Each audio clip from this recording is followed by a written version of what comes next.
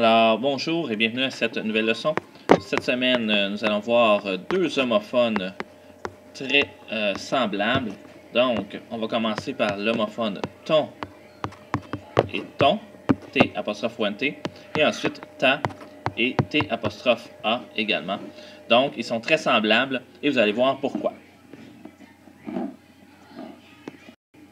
Dans un premier temps, on a le ton et le ta qui sont deux déterminants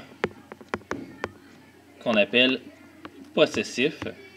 Donc, les deux, en fait, c'est le masculin et le féminin, un de l'autre. Je pourrais les remplacer par son et sa facilement dans une phrase. Alors, voici un exemple. Si je dis « Ton chien est malade », alors je pourrais remplacer le ton, dire est-ce que ça fonctionne avec son. Donc, son chien est malade, ça fonctionne. Donc, le ton est écrit correctement.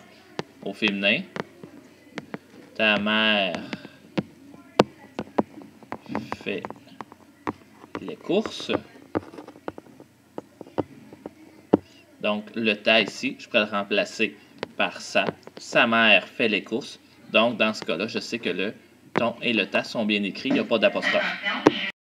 Pour ce qui est des deux autres, donc le T apostrophe ONT et le T apostrophe A, ce qu'il faut se rappeler, c'est que ici, après l'apostrophe, c'est le verbe avoir que j'ai. Donc, quand j'ai le verbe avoir, ça veut dire que je peux le remplacer par avait. Donc, je pourrais ici le remplacer par t'avais, ENT parce que c'est pluriel, et ici, t'avais au singulier, à la troisième personne du singulier. Donc, étant donné que c'est mon verbe avoir, ici on appelle ça une élision. Une élision, c'est quand je prends le te et le verbe avoir.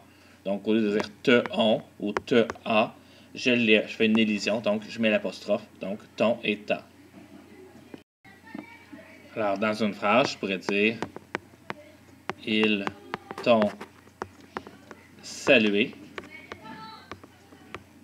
Donc ils t'ont salué, je pourrais dire ils t'avaient salué.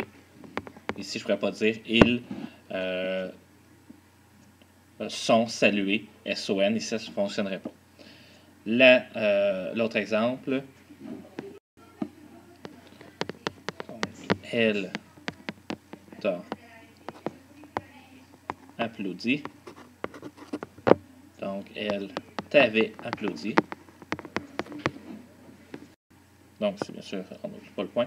Donc, T apostrophe O-N-T, c'est avec t'avais. T apostrophe A, t'avais. Ici, c'est juste la différence que c'est ici au pluriel ici et au singulier par ici. Alors, ici, ce qu'il faut se rappeler, donc, j'ai le ton, T-O-N, qui est le déterminant, et le ton, qui est l'élision entre te et le verbe avoir. Faites attention, il y aurait un troisième ton, T-H-O-N, c'est quand je parle du poisson. Pour le ta, T-A, donc encore une fois ici le déterminant, et T apostrophe A, donc ici mon verbe avoir. Alors je sais que la leçon a été faite très rapidement, donc pour de beaux petits dessins, etc. Mais l'important c'est que vous ayez compris. Alors c'est la fin de la leçon, et là c'est important de bien prendre votre temps quand vous allez répondre aux questions sur Edpuzzle. Bonne fin de journée!